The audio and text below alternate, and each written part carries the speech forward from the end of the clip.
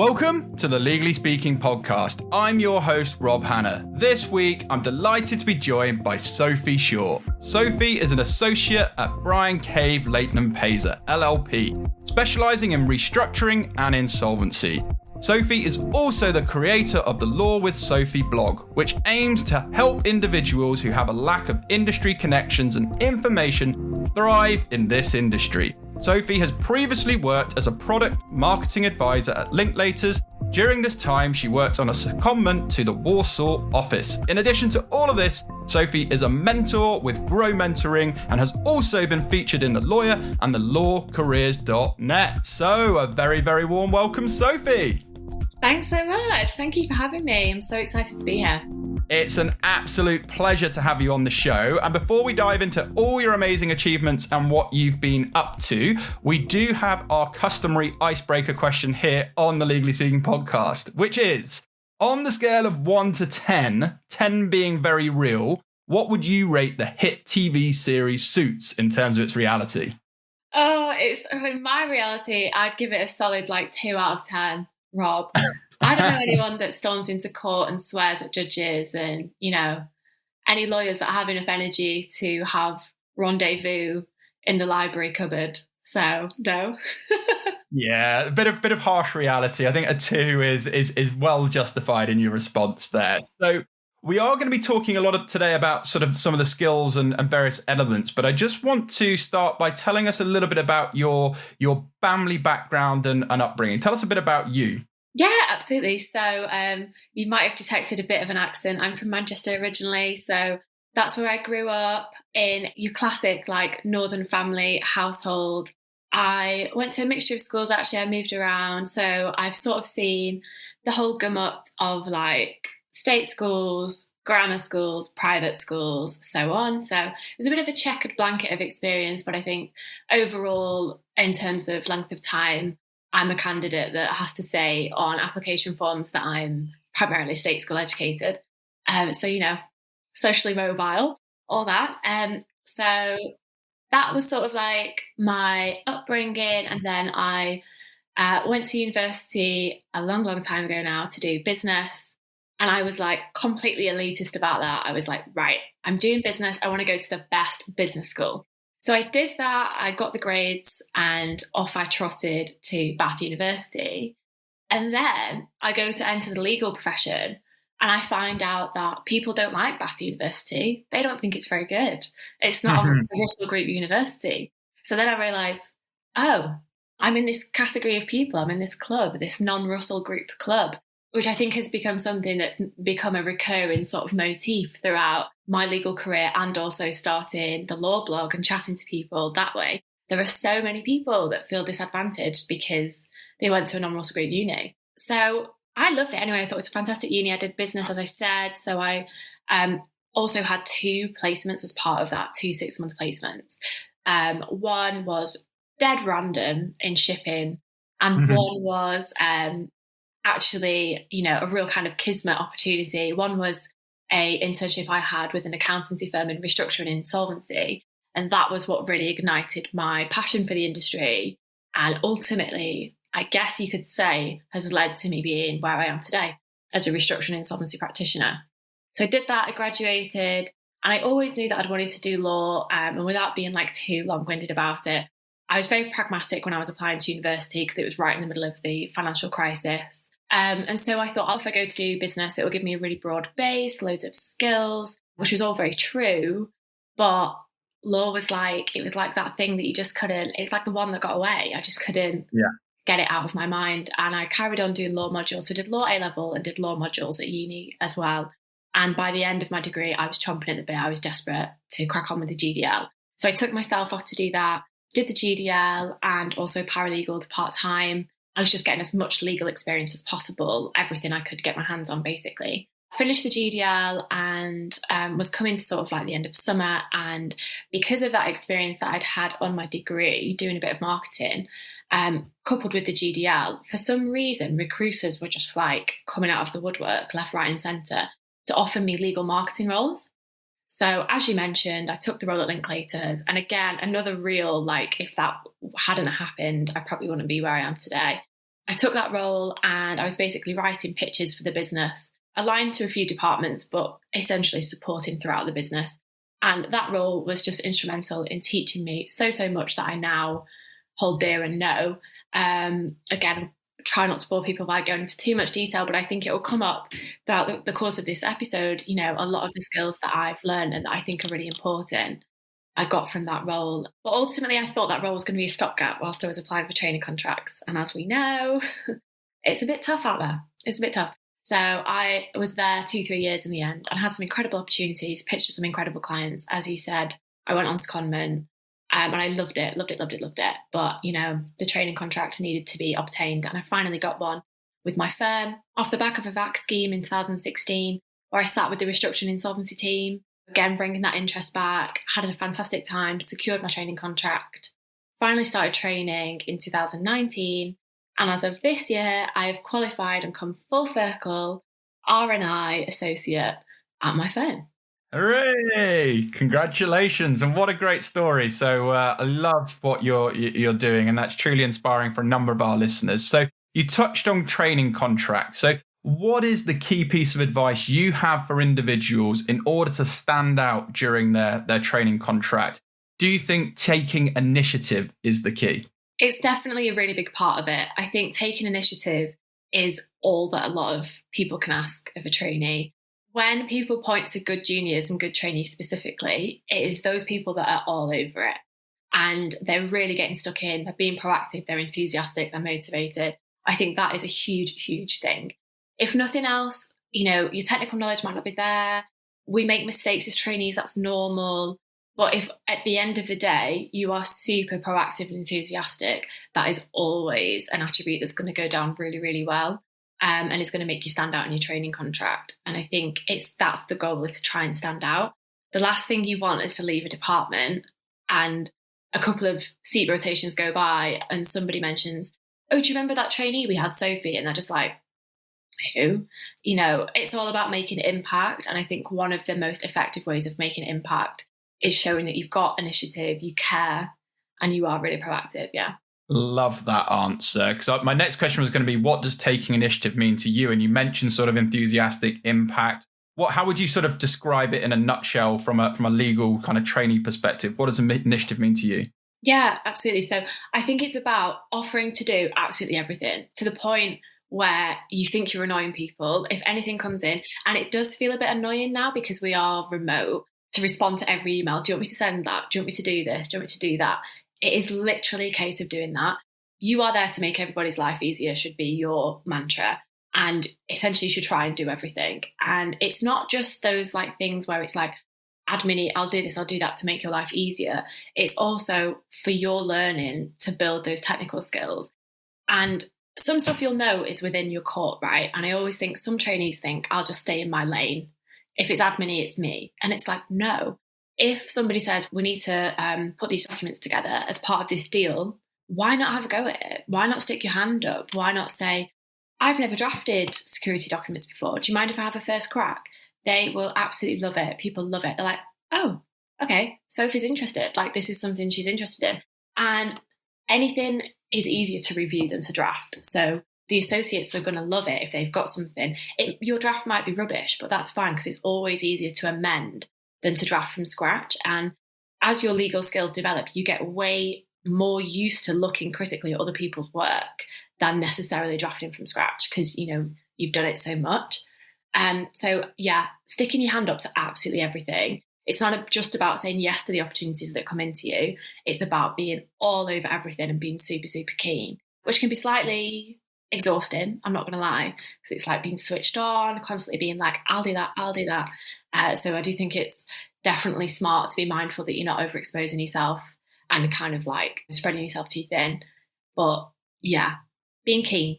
Love that. So loving that, being proactive. And it's what one of my early sports coaches said to me, AIE, attitudes is everything. I think if you have a can-do, proactive, go-get-it attitude, then people will really buy and respond that. Love that. That is so true, Rob. So true. Attitude is everything. And I think the trainees that really stand out have a great attitude. It literally is that. You've hit the nail on the head. Yeah, and it's something I stick by, and it's what I look for as well in people. Okay, so in your Law with Sophie blog, which I'm a big fan of, by the way, you've talked about how to be a fantastic trainee solicitor by discussing the essential qualities trainees need to tell. So tell us a bit more about these. Tell us what about these qualities they really need to possess to be a really technically good trainee. Yeah, absolutely. So the big one that we've touched on already is proactivity. So just to touch on some of the others, I think resilience is massive. There's a few different sort of conceptions that I have of that. I think when most people think resilience, and when you go to a law firm and you get like training on resilience and things like that, it's more stamina than resilience. It's like, okay, how can you, juggle the demands of this really stressful line of work? How can you be resilient in terms of your mental health and your physical health? I do think there's an element of that because as trainees, the more you do, the more you learn. So if you've got a good attitude to it, which obviously, as we've said, we'd encourage, you should be doing as much as you can. And sometimes that does mean the odd late night, because the more you do, the more you learn. So the more you throw yourself at it and the more you get involved, the more you will take away from it. You've only got 6 months in a given department to learn as much as possible. And so without sounding like a massive swat, you've just got to get stuck in and do as much as you possibly can. But obviously the flip side of that is you do need to really look after yourself and make sure that you are building that resilience and that stamina. To me, though, the much more important part of resilience and the side that doesn't get talked about as much is picking yourself back up after knockbacks. And that is a huge part of being a trainee, because you make mistakes all the long day, every day. What do you do? What advice would you say to others around that resilience or facing those knockbacks to build on it? It's about being robust. It's about not taking it personally. And it's about joining on day one, realizing that you are the very bottom of the chain. Being a trainee is a real leveler. It doesn't matter what experience you've got in life. Everybody's going to make mistakes all day, every day. You might be a really technically strong trainee that happen to like love the law, the black letter law and stuff like that, but you might have no common sense. Equally, you could be a really pragmatic person, but technically your drafting's not quite there. People at law firms hire all different types of people for all different reasons, and we're all growing and learning every day. It is just the biggest learning curve ever. So I think managing your own expectations and having a great attitude again, just being like, it's not personal, it's just feedback on my work. It's not a reflection of me personally. Everybody is here to encourage me and to develop me to be a good lawyer. They're not, doing this for any other reason. So yeah, being really robust and having a good amount of self-awareness, I think really helps, because then it's not this crashing realization, just having those moments of reflection and trying to encourage a self-awareness of what your strengths and your weaknesses are.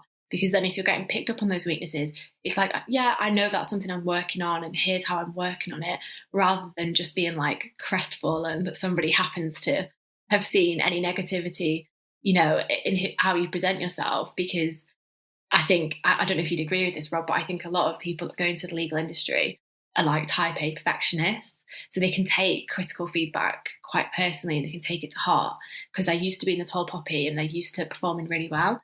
But ultimately, when you join a law firm, you have to accept as a trainee, you're like the least smart person there. You're surrounded by people that are insanely brainy and way more experienced than you. So it's about learning from them. It's not a personal affront to you. They're teaching you and coaching you and helping you grow. So yeah, that is the huge part of resilience for me. And when you get feedback, it's about actioning it and it's about learning for next time. The really frustrating part of being a trainee is everybody's going to give you different feedback and they're going to want something done in their own particular way. So you'll think you've nailed something and then you do the same thing for somebody else and you get constructive feedback all over again. You just can't take it personally. You have to take these things not as setbacks, but like, got it, noted, change that, and just learn for next time. If you can't do that, then it's not really a profession that ultimately might be for you, because I joined this profession because I want to be learning and developing as a lawyer until the day I give it up. That's why a lot of people are attracted to the profession, because you can't get bored by something that's continually evolving. Unfortunately for us, the law's always changing and market practice is always changing. So you can't be like, nailed it, I'm an awesome trainee, I'm an awesome lawyer. It's constantly in a state of flux. So yeah, that's how I've tried to deal with it. And I think it works really well. And I think that's a reality check that most trainees need to have at some point. I guess that leads to motivation, doesn't it? Not taking it. I was going to say, how do you overcome, when you get those setbacks, motivation, which is linked to resilience? I think you've just hit the nail on the head by not taking it personally and just understanding anything that you get told is hopefully going to help you improve. Failure is just part of the process. You learn as you go, learn as you go to grow and all of that good stuff. So I'm absolutely loving that. Okay, so I want to talk about something that I'm particularly passionate about as a disruptor in the legal industry from a recruiting services perspective. But with the industry being increasingly more saturated, it's more and more important for people to build their personal brands and be visible. What is your advice on doing this? Because I think you're doing a wonderful job. Thanks, Rob. Again, my advice, I think so much of this comes back to being really keen and enthusiastic. My advice is to just get front and centre of your team. So important right now when we're working from home as well, to go above and beyond, because those little interactions you might have had in the office, just whilst you're making a coffee in the kitchen or everybody's going to the canteen together, your brand was naturally, and your profile in the team was naturally being built without you having to try. Everything now requires much more proactivity in terms of you building your brand and your network. I always say to trainees, if you're remotely interested in a department and you want it to come across as you're interested in a department, when you join, go out of your way to introduce yourself to everybody. The team might do that anyway. They might be like, oh, we've got this new trainee, Sophie. She's sat in this room, or, if we're not in the office, drop her a note and say hi. But if they don't do that, then it's really on you. That is kind of the thing. It sounds really obvious, but I think a lot of people come to being a trainee solicitor as their first time job, so they perhaps don't realise people aren't going to go out of their way to put you in front of the team sometimes. It's really on you. So I always encourage people to do that and introduce themselves to people. I also always encourage people to put some time in with the partners in the team, even if there's loads of them. It can be gradual over the course of your seat, because obviously you will start to work with the partners and get to know them in that way, because the best way, I think, to get to know your colleagues is on matters. But if you're not naturally working with some people, but you're really interested in the type of work, drop them a note and say, hey, Rob, I'm really interested in learning what you do. What's your practice? Do you have 10 minutes for a quick virtual coffee? Because I'd love to learn more. Nobody's said no to me in my experience, and I don't know anybody who's had a no to that question. And do you know why I think that is, Rob? Because people love talking about themselves, and particularly lawyers. We're wordsmiths, and people that are in a partnership level love mentoring juniors as well. So if you can show that you're interested, then they'll love it. They absolutely love it. Taking that ownership for your personal brand right from the beginning is so, so important, because trainees get a reputation, they do. And when you get the list in your team, now I know as an associate, it's like, this is who's joining us as a trainee. And you're like, oh yeah, I heard about her. Like, I heard she's pretty good, actually. We worked with her on this deal and she made a good impact.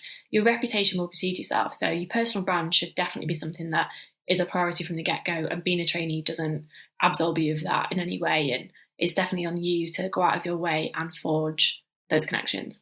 Brilliant. Love that answer as well. Okay. Do you also believe that it's important for trainees to establish themselves as reliable individuals? Yeah, I think that's huge. I mean, I think that's huge for a lot of industries, to be honest, Rob. But the thing with law is we have to be seen to be reliable anyway. It's so, so important for our clients that our advice is accurate and reliable. But then, obviously as a trainee, in relation to your peers and your colleagues, there's so many things that come into building a reliable trainee, which is honestly just nailing the basics. And I don't think there's any reason why somebody shouldn't be able to nail that. For me, a reliable trainee is somebody that's responsive. So I'm not saying you have to get back to emails within 10 minutes. We all know that your outbox can go mental, but you can't sit on an email for hours. Just a holder email, just, hi, associate, thanks for your email. Just finishing a task, but I'll get to that. Responsiveness, people know that you're on it. They don't need to worry. You don't not reply to them and they have to think, what's going on with that task? Like, is Sophie working on that task? Show that you're reliable and that you will do what has been asked of you.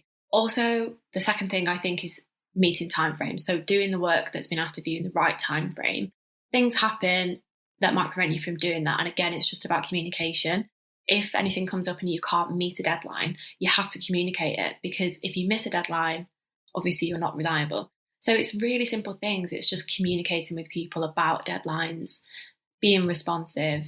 And I think the third thing that I would just mention is, again, linked to that point we were just previously discussing, ties in with the resilience point. When somebody gives you feedback, I think another really good way of showing that you're reliable is that you action feedback. You don't want an associate to be picking you up on the same stuff again and again. It's frustrating for them. And it shows that you might not necessarily like have that enthusiasm or care that much. If you can be responsive, communicative, and action feedback, this is a reliable trainee that we don't need to worry about. When we tell them something or when we ask something of them, they get it done, and we don't need to worry about whether that's going to get done and whether it's going to get done right.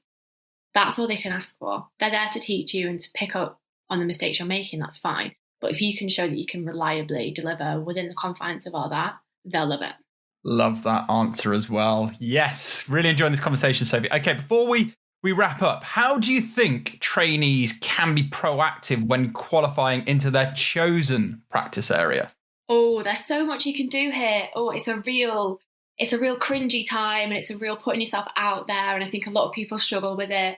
I've got to admit, Rob, I was unashamed about it from the beginning, because the specific department I've qualified into was super competitive at my firm. So I really threw the book at it. To begin with, it was looking very competitive for me to even get a seat in the department. And obviously, for a lot of practice areas, you can't really qualify into that team if you haven't done a seat there. I think there's shades of grey within that. Obviously, cross-qualification might be an option for some things, like one litigation seat to a different litigation seat, for example. But if there's a type of work that you purely haven't done, it'd be really hard for you to qualify into that team. So from the very beginning of my training contract, I was like, hello, grad rec, it's me. As you know, I really want restructuring insolvency. Let's make that happen. And as I went through my training contract, it was becoming increasingly unlikely. And I had to get to the point where I was like, okay, at this point, I don't care what you give me. I just need R&I. There's not a world where I don't qualify into R&I at this firm. So come on, let's make it happen, guys. So managing grad rec's expectations and, to be honest, just really championing yourself and advocating for yourself in your career. You need to be very, very proactive with grad rec in being like, I know you're going to try and present different qualification options to me. This is the one I really, really want. And I'm happy to take strategic advice, but ultimately for me, I'm loving this seat and I really want to qualify into it. Again, it's completely on you. It's a recurring theme, isn't it, of this conversation? But yeah, obviously your career is in your hands, and grad rec will be more than happy for you to qualify anywhere. They just care about their statistics. So you have to really champion yourself there. And also, the second thing is just a huge amount of schmoozing with the partners in the team that you want to qualify into. I had been in touch with the partners in the R&I team at my firm throughout my training contract, because I was just like, hello, I might not get to sit with you. It's really sad, but I really want to qualify with you. And it got to the point where it like mixers and things like that, because our grad rec team would hold kind of these like fairs, like seat fairs, where you could go and chat to the teams and be like, what's your department like? Should I do a seat there? I would always turn up at these things like, me again, hello. And the R&I partners were just like, hi, Sophie. When are you joining us? Is it this time? Is it next? I'm like, I think you should have a word with grad rec, because they're saying I'm not going to be able to sit in the team. And just have those conversations. And, ultimately when push came to shove, as my final seat, I got the department. And when I was in the seat, luckily I'd already worked with them a lot on ancillary matters. So when I was sat in corporate and when I was sat in finance, I'd worked with the R&I guys and kind of had the nod from them. And the head of the team was like, I really hope you do join our team at some point. And then when I was in the team, he rang me on kind of week 1, week 2. And he was like, how's it going? What do you think? And I was like, obviously, I've always wanted this seat, but just so you know, I'm loving it so far. It's very early days, but I'd love to have that chat about qualifying into the team. And he was like, don't see why that's not a problem, but I can't commit to anything. Thanks for letting me know. And then they know where they're at with headcount and resource. And the thing that you have to think about, there's so much we could talk about qualification, so I'll try and wrap it up soon. But the thing you have to think about qualification is partners have to plan their pipeline at least 3 to 6 months in advance, which is actually super hard, because depending on what work they've got on, they might not necessarily have the need for an NQ or the want for an NQ. But if you're in the team and they're like, we can't miss out on this person, they'll find the headcount from somewhere. On the flip side, you might have told them, yeah, I'm definitely qualified into the team. I love it. And they think, awesome, Sophie's a dead cert. You decide to go to another team. And then they've got spare headcount they've campaigned for and pushed for. that doesn't get used. So it's in everybody's interest for everyone to be transparent and put the cards on the table. And that's what I did with the partners in my team. And they were just like, we're really happy with the work you're doing. We want you to apply. And I was like, great. I'm really glad we had these conversations from early stage and I knew where I was at. And you can't leave anything to chance. You need to have really open, honest conversations with all parties involved. And yeah, really push for what you want. That's if you know what you want. Because I know a lot of people get to their final seat and they're undecided. And I just think you have to chat with as many people as possible in that circumstance. I still did that. I think you can't go wrong if you're chatting to all the associates and the partners and just being like, do you think this is right for me? Whatever. Just, again, proactivity.